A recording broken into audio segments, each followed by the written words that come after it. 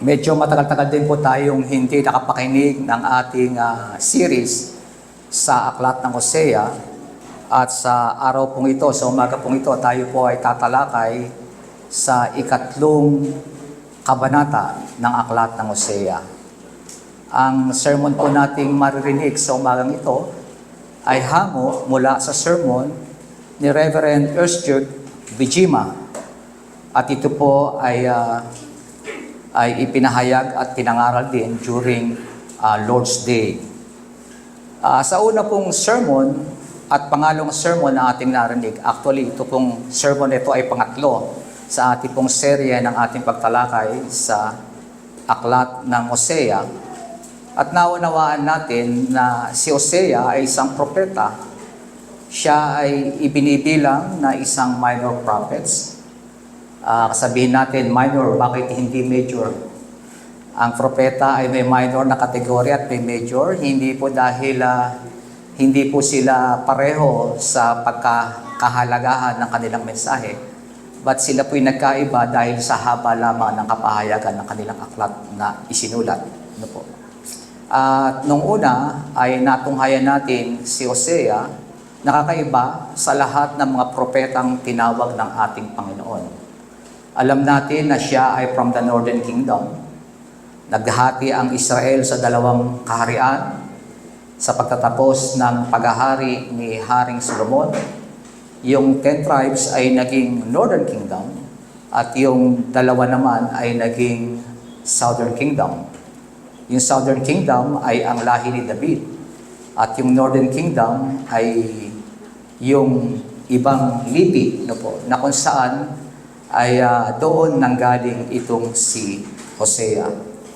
Kaya naman sinabi ko kanina, nakakaiba ang pagkatawag kay Hosea sapagkat hindi lamang mensahe ng kanyang mga kapahayagan ang gustong gawing mensahe ng Diyos para sa atin. Hindi lamang binigay ng Diyos ang mensahe kay Hosea para ipahayag sa atin ang kanyang paggawa at ang kanyang kalooban, kung hindi mismo ginawa ng Diyos na yung kanyang buhay, yung kanyang pakikipagrelasyon ay maging mensahe ng Diyos para sa atin.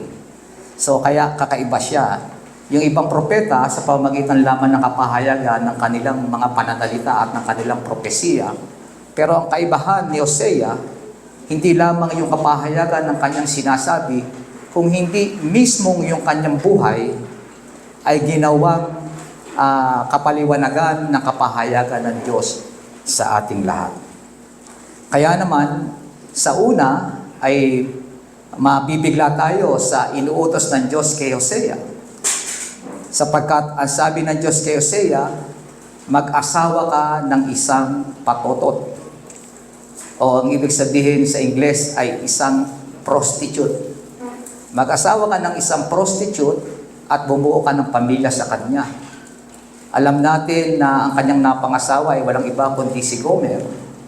At yung kanyang mga anak, ang unang panganay na naging bunga ng kanilang pagiging mag-asawa, yung unang supling, ay pinangalan ng Jezreel, na ang ibig sabihin ay sumpa ng Diyos. At pangalawa ay yung no mercy, na hango, hindi naman sa pangalan ni Mercy, but no mercy. At yung pangatlo ay no, not my people. Yun yung ibig sabihin.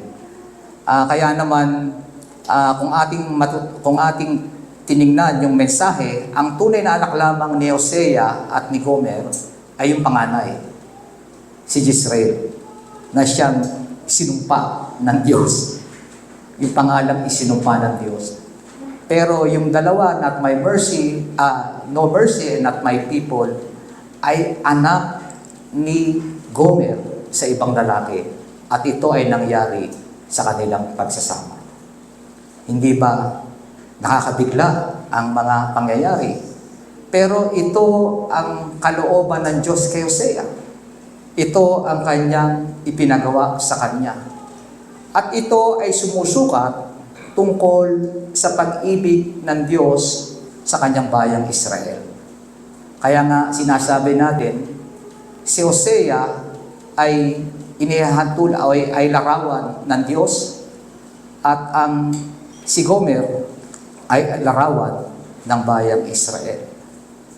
Pareho si Gomer at ang bayan ng Israel ay parehong taksil sa kanilang sinumpaang relasyon o pag-iibigan ng mag-asawa.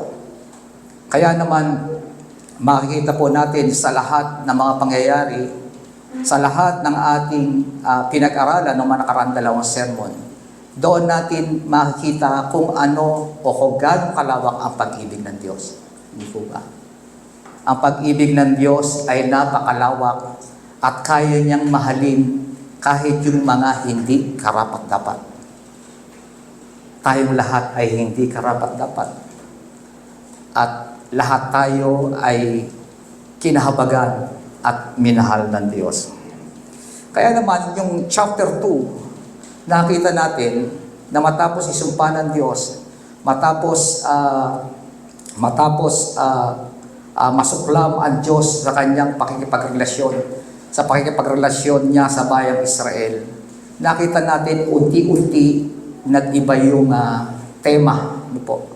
Nakita natin yung poot ng Diyos sa mga unang bahagi sa kanyang mga pagpaparusa, nagalit siya ng gusto, at nakita po natin yung sa buhay, sa relasyon ni Hosea at ni Gomer.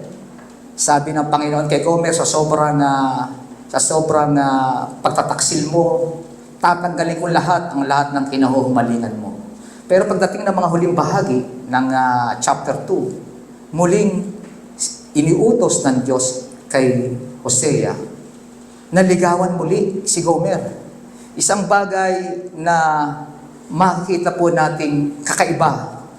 Hindi ito ang paraan ng tao. Ano lamang ang ibig sabihin? Sa ating pagtalakay ngayon, sa chapter 3, makikita natin na ang pag-ibig ng Diyos ay mayroong layunin. Hindi kaya ng tao na mag-initiate ng ganoong klase ng pag-ibig. Of course, ang ating matutunghayan ay kung paano gagawin ng Diyos, paano niya ipatutupad ang pag-ibig na ito sa bayan ng Israel sa kanyang pagsisimula o sa kanyang, siya mismo ang mag-i-initiate ng pag-ibig na ito. Natitingnan natin sa pag-ibig na kanyang iniutos na gawin ni Hosea. Mga kapatid, sa umagang ito, meron lang po tayong 3 bagay na pag-uusapan. At yung ating chapter 1 ay tumatalakay doon sa ano bang sinasabi at ipinagagawa ng Diyos kay Hosea. What Hosea is told to go and do. Pangalawa, how Hosea goes about fulfilling this. Paano ito isinagawa ni Hosea. At pangatlo, why God acts out His word this way. Bakit ganito ipinatupad ng Diyos ang kanyang sinabi? Bago tayo magpatuloy, tayo muna po saglit dumulog sa Panginoon at manalangin. Amin Diyos, sa pamamagitan ng iyong mga salita, sa pagbubulay-bulay ng aming mga puso, patuloy po na maging kaaya-aya ito at kalugod-lugod sa iyong harapan. Kayo po, Diyos, ang maparangalan, aming Diyos na aming tagapagligtas at manunubos. Amen at Amen. Una sa lahat, why Hosea is told to go and do. Ano ba ang pinagawa ng Diyos kay Hosea sa pagkakataong ito? Sabi po, and the Lord said to me, sabi ni Hosea, go again, uli, love a woman who is loved by another man and is an adulteress, even as the Lord loves the children of Israel, though they turn to other gods and love cakes of raisins. Ito po ay sa pagitan ng Diyos at ni Hosea. At ano ang patnubay, ano ang pagkakahatulan na ipinakikita ng Diyos kay Hosea? Paano mo ipupursu si Gomer? Paano mo siya ibabalik sa iyo? Paano mo siya mamahalin at iibigin? At ang kanya sabi, katulad ng aking pag-ibig sa bayan ng Israel. na kung saan sila ay nagtaksil sa akin, pero patuloy ko silang iniibig. Kaya makikita natin, mayroong dalawang uri ng pag-ibig na narito. There is love and there is lust. Lust, L-U-S-T, hindi huli. Sapagkat, bakit lust? Kasi pag sinabi nating lust, minsan napapagkamalan natin yung lust pag-ibig, hindi po ba? Pero dito, malinaw na sinasabi kung ano ang definition ng love pagdating sa Diyos. At ito ang nais ng Diyos para kay Hosea na gawin niya kay Gomer. You love her unconditionally, sacrificially. Kasi yun ang pag-ibig na itinuro sa atin ng Diyos. At nakita natin sa pamamagitan ng ating Panginoong Kristo. Ang magmahal ng walang hinihinging kapalit. Ang pag-ibig na walang benepisyo sa umiibig, kung hindi ang benepisyo ay nandoon sa taong kanyang iniibig. Iyon ang agape love ng ating Panginoon. Yun ang nagtulak sa Diyos na ibigay ang kanyang buhay para sa ating lahat. But totally opposite ng matutunghayan natin kay Gomer.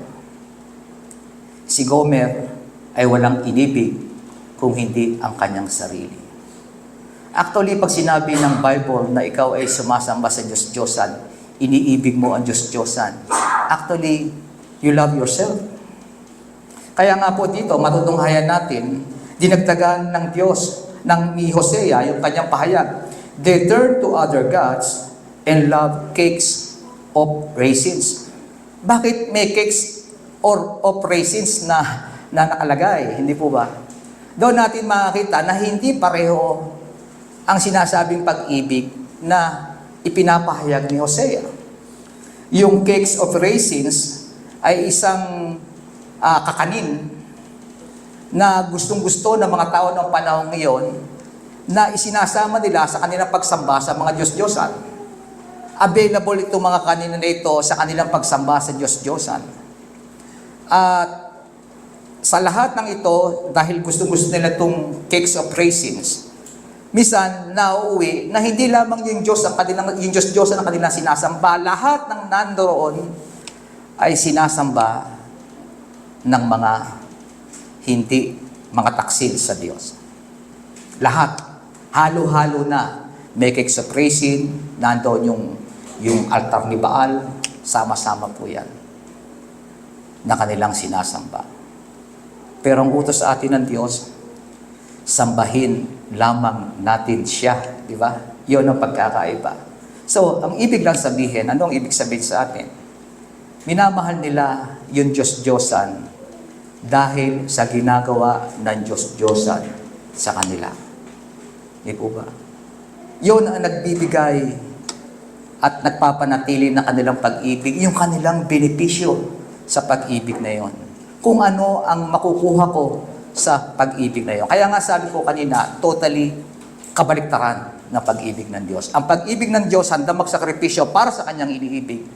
Samantalang, ang pag-ibig na makalaman ay pag-ibig sa kanyang sarili. Ano ang makukuha ko sa relasyon na ito? At ito ang sitwasyon ng pag-ibig na ipinagagawa ng Diyos kay Hosea.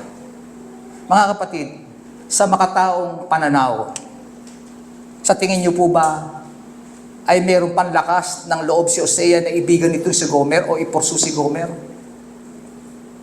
Kung tutusin, may kautusan, may batas patungkol sa mga babaeng nangangalunya. Alam niyo po ba ang batas? Ang hatol ay kamatayan. Pwede namang gawin ni Hosea na tigilan niya na. Hayaan mong kumilos ang batas. Siya ay nangangalunya.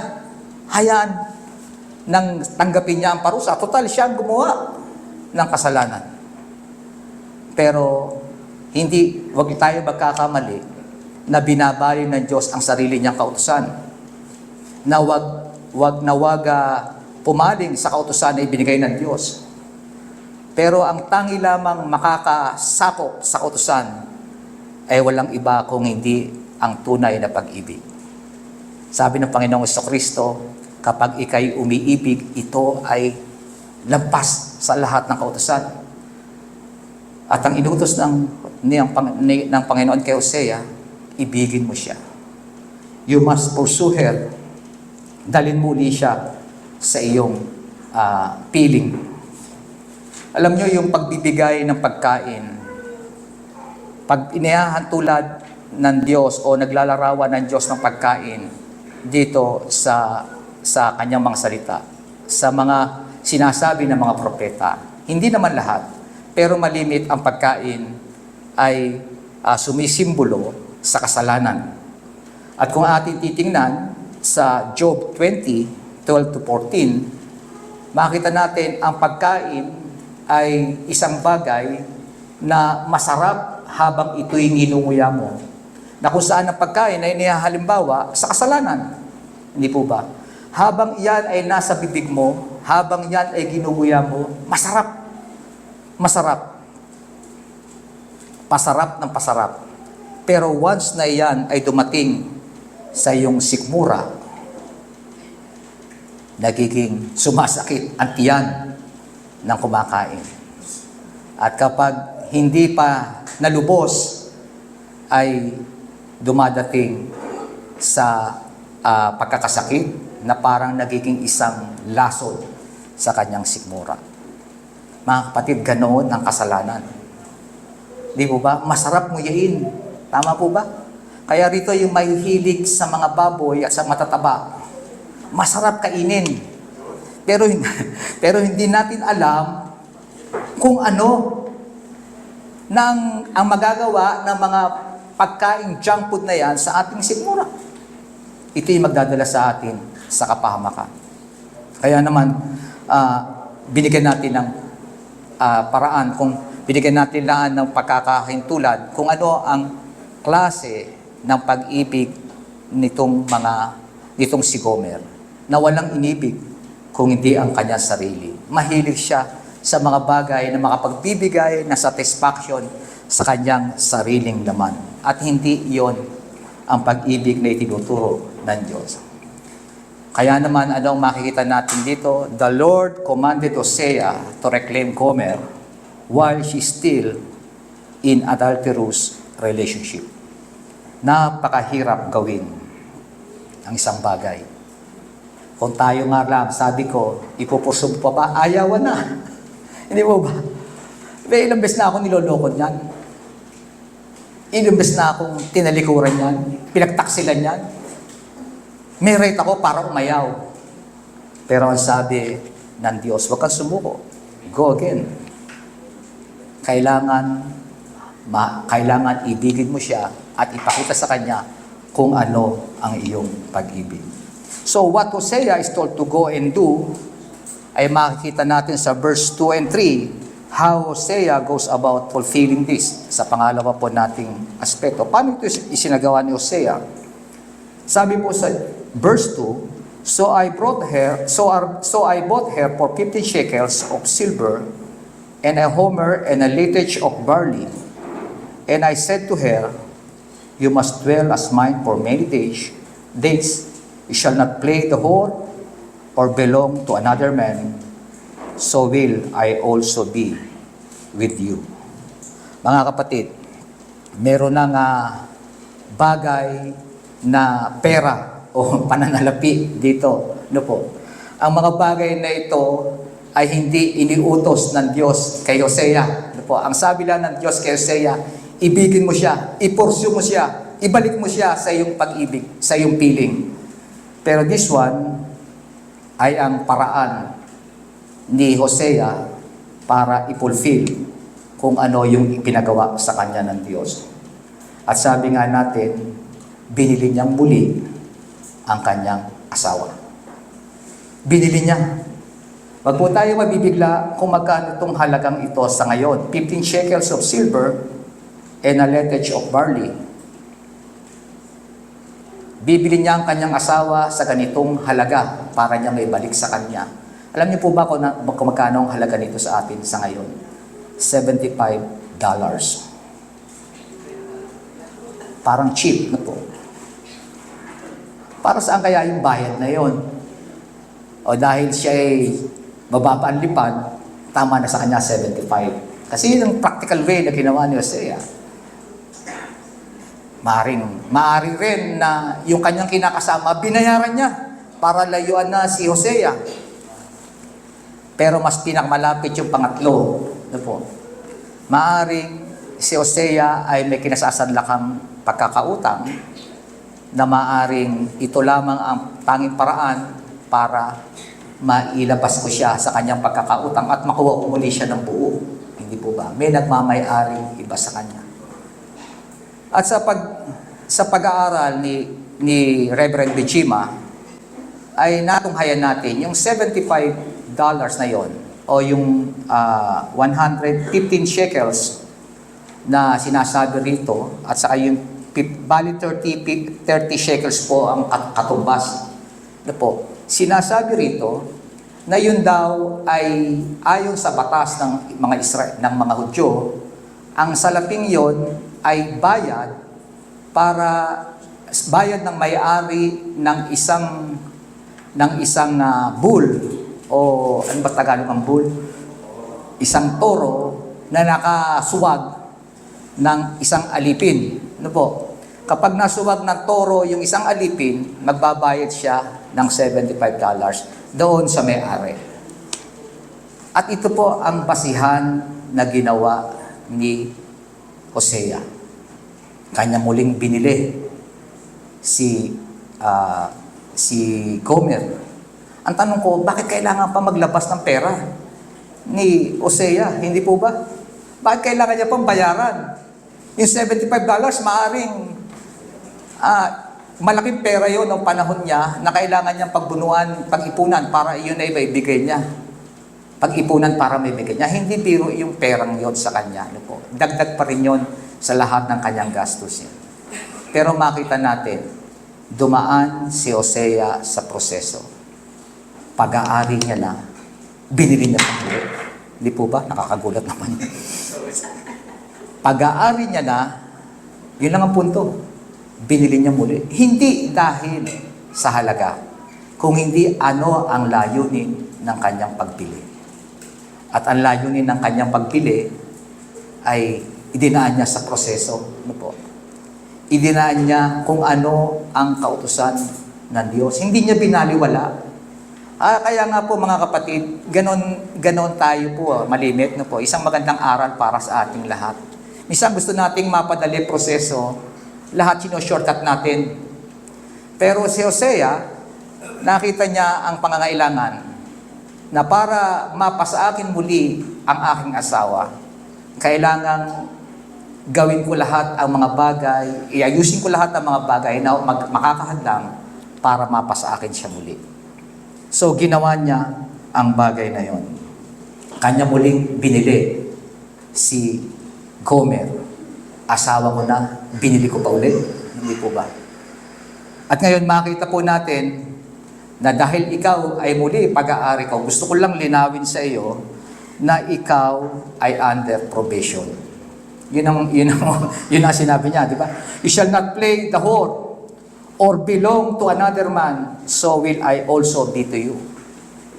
Dahil ito ay para sa kabutihan mo, kailangan mong ilayo sa lahat ng mga tukso na iyong kinuhumalingan. Mahirap, mahabang proseso, pero yun ang kailangan gawin.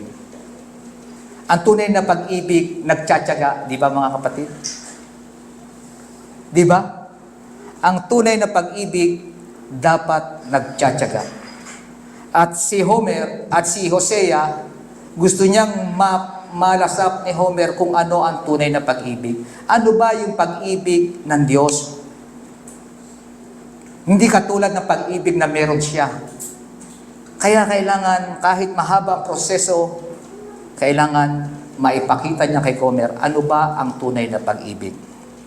Ang pag-ibig na committed. Ano po? Ang pag-ibig na committed sa kanilang pagsasama. during probationary period, wala siya po pwedeng gawin. Hindi siya pwedeng umaktong asawa kay Gomer. Walang sex.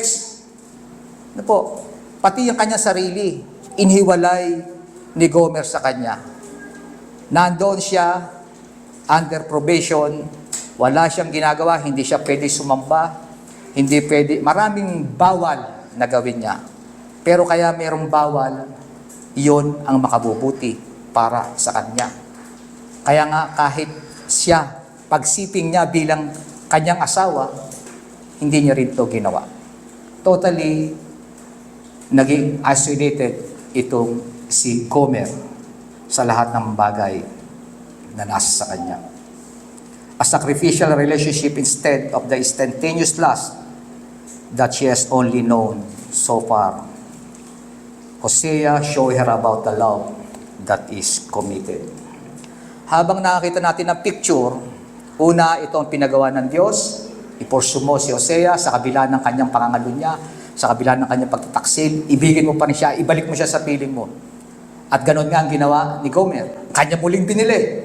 At nung kanyang muling mapabalik sa kanyang piling, si Gomer ay kanyang pinagbawalan ito sa mga bagay na makakasakit sa kanya. Na muli makapagbabalik sa kanya doon sa kalugmukan sa kasalanan. Ginawa ito ni Gomer patiently. So sabi natin kanina, ang relasyon ni Gomer at ni Hosea ay mayahantulad natin sa relasyon ng Diyos at ng bayang Israel. And eventually, ang relasyon ng Diyos sa ating lahat. Di po ba? Kaya naman, sa pangatlo, sa ating pagtatapos, why God acts out His word this way? Ano ba ang gusto ng Diyos na makita natin? Ano ba ang gusto ng Diyos na may pakita kay Hosea para maunawaan niya kung paano ba siya nagliligtas? Paano ba gumagawa ang Diyos? Ito po ang sabi, verse 4. For the children of Israel shall dwell many days without king or prince, without sacrifice or pillar, without ephod or household gods. Afterward, the children of Israel shall return and seek their Lord their God, and David their king, and they shall come in fear to the Lord and to His goodness in the latter days. Mga kapatid, gusto ko lang para maunawaan natin ang mga bagay na ito. Ano ba ang layunin ng Diyos? Bakit niya ba ipinakikita ang ganitong pamamaraan niya kung paano niya ibabalik si Gomer sa pag-ibig sa kanyang relasyon kay Hosea? Nasabi natin kanina, paano bang ibabalik ng Diyos ang kanyang taksil na bayan, ang Israel, sa kanya sa pamamagitan ng kanyang pag-ibig? Of course, sa kabuuan ng ating mensahe, it's always God that initiate. Yeah. Siya palagi ang nag-i-initiate ng gagawin. Hindi niya hinihintay yung ginagagawin ni Gomer at ni Hosea. Hindi wait and see. But He always initiate sa lahat ng bahagi ng kanyang pagkilos at paggawa sa buhay ni Gomer at ni Hosea. At sa pangatlo, tingnan natin uli. Alam natin na si Hosea is from the Northern Kingdom. At ang Northern Kingdom ay unang bumaksak. Hindi po. Noong panahon na ito'y naghihiwalay, unang bumaksak ang Northern Kingdom kaysa sa Southern Kingdom. Ang Northern Kingdom ay unang kinupkob ng mga taga-Assyrian. Kaya noong panahon na yon, ang daming nangamatay doon sa Northern Kingdom. Pero may mga nakaligtas. At yung mga nakaligtas, nagbalik muli at sumama doon sa Southern Kingdom. At dito nga sa nangyaring ito, yung Israel muling nabuo sapagkat yung remnant ng mga taga Northern Kingdom ay nagbalik kay David dito sa Southern Kingdom. Doon sila muling nagbalik. At nakita natin nung nagbumalik, matagal pa kasi ang panahon, century later pa bago bumaksak din ang Judah, ang Southern Kingdom. Pero sa panahon na yon, nung sila nagbalik, marami pong magandang mga nangyari. At maintindihan natin, nung panahon na yon, si King Josiah ay kanya muling sinakop isa-isa yung bahagi ng Northern Kingdom at napasa kanilang muli, napasa kamay ng Judah ng Southern Kingdom. At doon natin nakita na si Josiah, kanya muling ibinalik ang Diyos sa pagsamba kay Yahweh sa templo ng Panginoon. At lahat ng mga Diyos-Diyosan o yung tinatawag nating higher place, yung mga lugar na pagsamba sa Diyos-Diyosan, kanya lahat sinira, di ba? Kanya lahat sinira doon sa Northern Kingdom. Habang kinukukup niya, sinisira niya lahat ng altar ni Baal na kanyang makita. At mga kapatid, hindi rin naglaon after ng mahabang panahon sapagkat ang judgment o ang hatol ng Diyos ay hindi maaring hindi mangyayari. Kahit nandoon ang kanyang pag-ibig, He also a just God. Tama po ba? God loves us, but He also ay a just God. Siya yung Diyos ng hustisya. Ang kanyang hatol ay hindi maaring hindi mangyayari. Kaya natunghayan natin, after ng pamamayagpag ng Judah o ng Southern Kingdom, sila ay bumagsak din sa kamay ng mga taga-Babylonia. Di ba? At nawasak. Wala pong natira sa kanila. Lahat ng kanilang temple na pinagsasambahan, lahat yan binasak ng mga taga-Babylon. Mga kapatid, yung napakagandang templo na ginawa ni Haring Solomon, wala na po yun nung dumating ang Panginoong Kristo sapagkat yun ay binasak na noong panahon ng pag-take over ng Babylon sa Southern Kingdom. So ito yung sinasabi. Ito ang sinasabi ni Hosea sa kanyang propesiya. Pagdating ng panahon, pati ang kanilang pagsamba ay mawawala. Ano po? Lahat ng pagsamba, ang pagsamba sa kay Baal, ang pagsamba sa tunay na Diyos, lahat yan tatanggalin. Wala silang lugar ng pagsamba. At alam po natin nangyari ang mga bagay na yun. Pangalawa, tatanggalin ang kanilang gobyerno. Magaling makinig itong batang ito. Tatanggalin ang kanyang gobyerno. Tatanggalin ang kanilang hari. Tatanggalin ang lahat ng kanilang tagapanguna. Ang namumuno sa kanyang bayan, ang Diyos ang naglalagay. Hindi po ba? Kung matutunghayan natin, ang Diyos ang naglagay sa mga judges. Hindi po ba? Nung sila humili ng hari, ang Diyos ang naglagay ng mga hari. Pero this time, tatanggalin lahat ng Diyos. Of course, sabihin natin, may mga nangunguna sa mga Hudyo. Mga kapatid, lahat sila self-appointed. Ano po? Pati yung mga sina King Herod, lahat sila napapunta roon, self-appointed lang. Si Pontius Pilate, self-appointed lang po sila. Nagkataon lang na nandoon sila. Ang mga Hudyo, yung kanilang tagapanguna, sila lang naglagay sa kanilang sarili. Sapagkat ng mga araw na yon, wala na. Tinanggal na ng Diyos ang kanilang tagapanguna. Bakit pinaghirap ng Diyos ang kanyang bayan?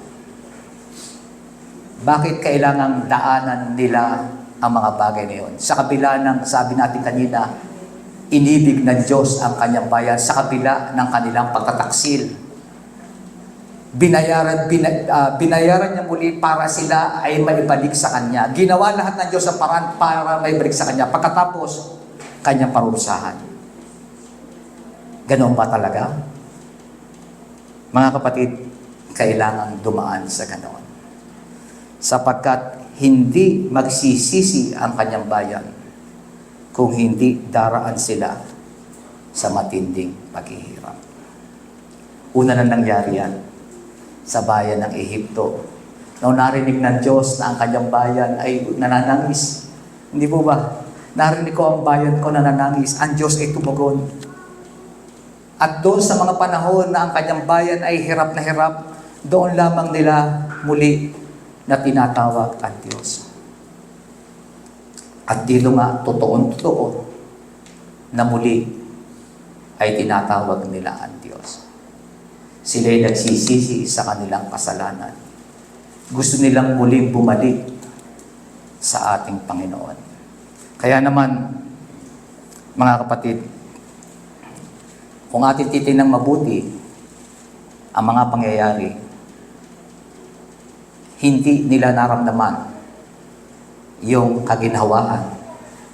Because lahat ng mga isinaad na nangyari rito, it predicts of a future time. Ang sinasabi ni Hosea ay hindi noong panahon na yon.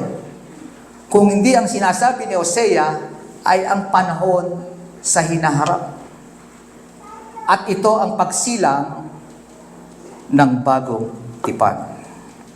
Na kung saan muli ang bayan ni David ay magbabalik. Ang Northern Kingdom ay muling pababagsak at magbabalik muli sa Diyos. At muling magiging isa sapagkat babalik sila sa kanilang Diyos at sa kanilang hari, si David. At nakita po natin bakit sinabi yung pangalan ni David. Bakit? Yun po yung binasa natin kanina. Ano po? The name of the Israelites here, and certainly the name of David as their king, point to something far beyond any physical reunification. This is declaring the great and coming day of David's greater son, na sinasabi ng Revelations 22:16, it's all about Jesus, that they're declaring himself to be the root and offspring of David and the bright morning star. Mga kapatid, ang pagtugon at pag-ibig ng Diyos sa kanyang pinakamataas na kapahayagan ay walang iba noong kanyang ipagkaloob ang kanyang anak para sa atin. Because the prophecy ay hindi tumutukol kay David na sinasabi ng iba. But the prophecy is for David and his family line. Yung kanyang lahi. Hindi kay David mismo, kung hindi yung lahi ni David. At mula sa lahi ni David, alam natin lahat na dito magmumula ang ating tagapagligtas na siyang maghahari forever. At mga kapatid, kanina, sinasabi natin, sa puot ng Diyos, kanyang isinumpa, Jezreel. Pero mga kapatid, ngayon, tayo yung Jezreel, di ba? Tayo yung isinumpa ng Diyos, pero ngayon, na-overcome ng Diyos. Imbis na naging sumpa, naging righteousness ng Diyos. Kaya yung pangalang Jezreel na tinalakay natin noong una, na siyang pangalang kinapopuotan ng Diyos, na sinabi ng Diyos, ipangalan mo dyan sa iyong panganay na anak, ay naging pangalan para sa kaluguran ng Diyos. At ang Jezreel na yan ay naging tayo. Yung no mercy, naranasan natin ang mercy ng Diyos, hindi po ba? Dati, no mercy, pero sa pamamagitan ng pagkilos ng Diyos at sa pamamagitan ng ating Panginoong Kristo, yung no mercy, naging tayo ang kahabagan ng Diyos. At pangatlo, not my people, but today, we are the covenant people of God. Muli tayong tinanggap ng Diyos bilang kanyang bayan. At dito, sa pagkakataong ito, because of the Lord Jesus Christ, wala na pong wasak na relasyon. Hindi na muling aalis pa. Hindi na muling magtataksil pa ang bayan ng Diyos sa Kanya. Sapagkat ang perfect na relationship ay ginawa na ng ating Panginoong Kristo nang siya'y namatay sa krus. Tayo'y ang bayan ng Diyos, tayong tinubos ng kanyang dugo para kanyang maging bayan forever, mga kapatid, magpakailanman. Hanggang sa pagbabalik muli ng ating Panginoong Kristo, tayo ay ikakasal sa Kanya. We are the bride. The church will be the bride, and he will be the groom. At ang kasalang ito ay forever. Hindi na mawawala. Ano po? Yung physical. Pero ngayon pa lang ikinasal tayo sa Panginoon, hindi po ba? Kaya tinatamasa natin ang lahat ng benepisyo na tayo ay tinawag na Jezreel, the people of God, mga kinahabagan ng Diyos. At yan ang mensahe, the marriage of the prophet, at iyon ang kasalang nangyari sa ating lahat ngayon. Ang pakikipag-isa natin sa ating Panginoong Jesucristo. Tayo po'y manalangin. Salamat po, O Diyos, sa kapangyarihan at sa kalinawan ng iyong mga salita na siyang nagpapakita sa amin kung paano kayo kumikilos at gumagawa sa iyong pagliligtas sa amin. Hindi po biro, Panginoon, ang iyong sakripisyo para kami iligtas. At ipinakita mo po ito sa amin sa umagang ito. Sa pamamagitan, Panginoon, ng paglalarawan mo ng pag-ibig ni Hosea sa kanyang kabiyak na si Gomer. Tunay kami larawan, Panginoon, ng mga bayan nagtataksil sa inyo. At marahil patuloy pa rin namin nagagawa ito nang hindi namin nauunawaan. Pero aming Diyos, salamat na lamang dahil sa inyong pagkilos at paggawa.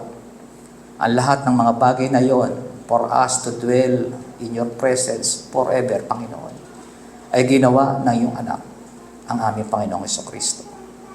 Na makakasiguro kami, Panginoon, na ang aming relasyon sa inyo kailanman ay hindi na po masisira. Sapagkat yun po ang ginawa mo para sa amin. Hindi na po kami pupunta sa ibang Diyos-Diyosan. Sapagkat kung kami sa iyo, mananatili po kami sa inyo.